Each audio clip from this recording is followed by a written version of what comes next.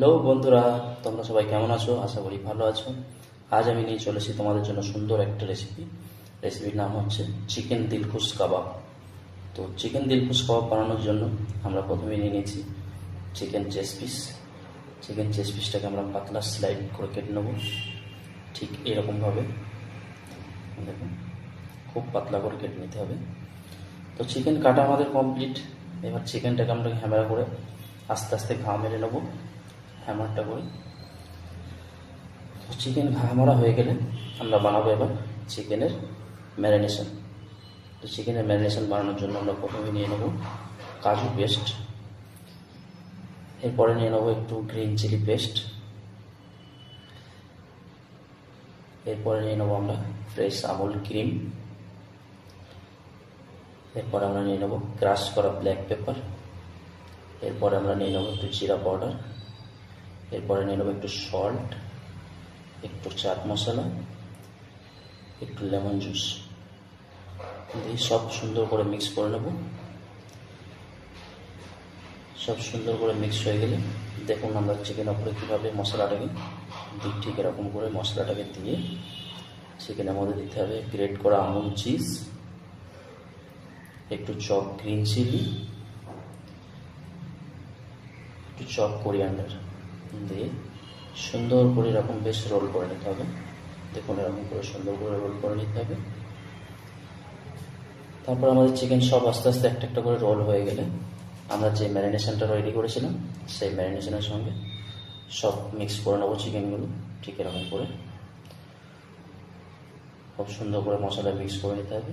মশলা mix হয়ে গেলে এরপর আমরা চিকেনটাকে শিকে লাগিয়ে নেবো তান্দুরিতে রোস্ট করার জন্য। ঠিক একটা একটা করে এভাবে করে শিকে লাগিয়ে নেবো। তো কাবাবটা আপনারাও চাইলে বাড়িতে ট্রাই করতে পারেন ননস্টিক প্যানের মধ্যে। ননস্টিক প্যানে বাটার দিয়ে এভাবে করে ঠিক রোস্ট করে নিতে হবে। খুব সুন্দর একটা রেসিপি। চলুন এরপর আমরা এটাকে তন্দুরি ভাট্টিতে রোস্ট করার জন্য রেখে দেবো 10 মিনিট। তো দেখুন তন্দুরি ভাট্টিতে দেবো। তো যতক্ষণ আমাদের তন্দুরি ভাট্টিতে কাবাবটা রোস্ট হবে ততক্ষণ আমরা একটা প্লেটিং রেডি করে নেব। চলুন দেখা যাক, প্লেটিং রেডি করা যাক।